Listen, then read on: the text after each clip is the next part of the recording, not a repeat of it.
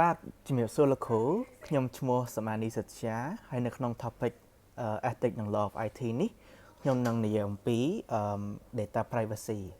អញ្ចឹងមុនដំបូងខ្ញុំនឹងនិយាយអំពីនិយមន័យរបស់ data privacy data privacy ជាអ្វី data privacy មានន័យថាសិទ្ធិរបស់មនុស្សក្នុងការគ្រប់គ្រងរបៀបដែលព័ត៌មានផ្ទាល់ខ្លួនដើម្បីត្រូវបានប្រមូលប្រើប្រាស់ថែទាំនិងចែកចាយអញ្ចឹងព័ត៌មានផ្ទាល់ខ្លួនរបស់យើងអាចមានឈ្មោះយើងអាសយដ្ឋានលេខទូរស័ព្ទអឺទិន្នន័យហិរញ្ញវត្ថុព័ត៌មានសុខភាពនិងសកម្មភាព digital ដូចជាប្រវត្តិរក្សាអញ្ចឹងចំណុចសំខាន់របស់ data privacy គឺការយល់ព្រមនិងការគ្រប់គ្រងវាមានន័យថាយើងគួរតែមានសិទ្ធិក្នុងការសម្រេចចិត្តថាតើយើងចែករំលែកអ្វីឬចែកជាមួយអ្នកណាឬអាចរក្សាទុកបានរយៈពេលប៉ុន្មាន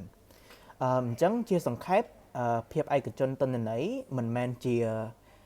បញ្ហាបច្ចេកទេសទេប៉ុន្តែគឺជាសិទ្ធិឯករាជ្យផ្ទាល់ខ្លួននៅក្នុងពិភពdigital អញ្ចឹងខ្ញុំចូលទៅដល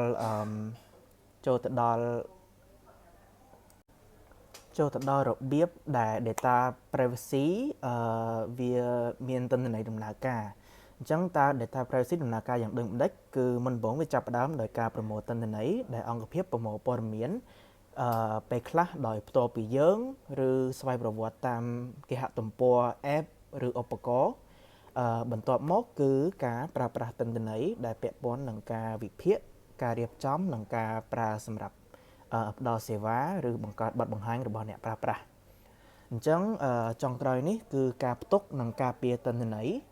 ដើម្បីធានាថាវាមានសុវត្ថិភាពហើយមិនត្រូវប្រើប្រាស់ដោយគ្មានការអនុវត្តអញ្ចឹង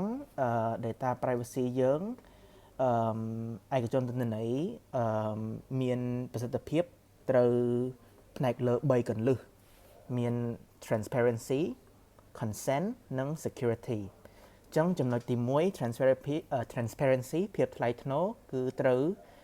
ជម្រាបឲ្យច្បាស់ពីអ្វីដែលត្រូវប្រមូលនិងហេតុអ្វីចូលចំណុចទី2គឺ consent ការយល់ព្រមគឺការទទួលបានការយល់ព្រមពីម្ចាស់ព័ត៌មានsecurity ចំណុចទី3សុវត្ថិភាពគឺត្រូវការពារពីការចូលប្រើប្រាស់ដោយគ្មានការអនុវត្តអញ្ចឹងគន្លឹះទាំង3នេះធ្វើឲ្យទិន្នន័យផ្ទាល់ខ្លួនត្រូវបានគោរពនិងប្រើប្រាស់យ៉ាងទំនួនខុសត្រូវចូលដល់ចំណុចមួយទៀតគឺហេតុអ្វីបាន data privacy សំខាន់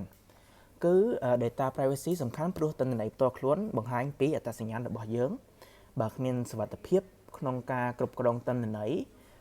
ព័ត៌មានអាចត្រូវប្រើប្រាស់ក្នុងវិធីដែលប៉ះពាល់ដល់ការសម្រេចចិត្តអំពើរបស់យើង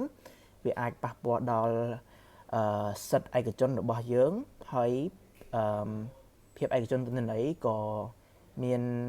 ចំណុចសំខាន់សម្រាប់ការជឿជាក់ trust ពេលដែលមនុស្សដឹងថាព័ត៌មានរបស់ខ្លួនត្រូវបានគោរពពួកគេនឹងមានទំនុកចិត្តក្នុងការប្រើប្រាស់បណ្ដាញ digital ជាការបន្ថែមទៀតគឺវាជួយការពារសុវត្ថិភាពនិងអេរិយាប័ត្ររបស់មនុស្សដោយការពារភាពឯកជនយើងក៏កំពុងការពារសិទ្ធិនិងសុវត្ថិភាពផ្ទាល់ខ្លួនផងដែរបាទលោកគ្រូអញ្ចឹងចូលដល់ចំណុចមួយទៀតគឺអ្វីដែលយើងអាចធ្វើផ្ទាល់ខ្លួនដើម្បីការពារ data privacy យើងពីព្រោះវាមិនមែនតែជាអង្គភាពឬក្រុមហ៊ុនទេដែលត្រូវមានកាតព្វកិច្ចយើងនីមួយៗក៏អាចការពារភាពឯកជនរបស់យើងបានដែរអញ្ចឹងនេះគឺជាវិធីងាយៗមួយចំនួនដើម្បីការពារ data របស់យើងគឺចំណុចទី1ប្រុងប្រយ័ត្នពេលចែករំលែកព័ត៌មានកត់មុនពេលបញ្ចូលឬបង្ហាញព័ត៌មានផ្ទាល់ខ្លួនចំណុចទី2គឺប្រើភាពសម្ងាត់ password រឹងនិងមិនដូចគ្នាហើយបើអាចគួរប្រើការផ្ទៀងផ្ទាត់ពីរជាន់ឬអង់គ្លេសគេហៅថា two factor authentication ចំណុចទី3គឺពិនិត្យការកំណត់ឯកជនជាប្រចាំបិទសិទ្ធិប្រើប្រាស់ដែលមិនចាំបាច់ទៅលើកម្មវិធីឬគណនីបង្ហាញបណ្ដាញសង្គមចំណុចទី4គឺ ធ្វើបច្ចុប្បន្នភាពកម្មវិធីជាញឹកញាប់ដើម្បីជៀសវាងចន្លោះសុវត្ថិភាពហើយចំណុចទី5គឺជ្រើសរើសឧបករណ៍ឬសេវាដែលគោរពភាពឯកជនដូចជាសេវាស្វែងរកដែលមិនអាចតាមដានអ្នកប្រើបាន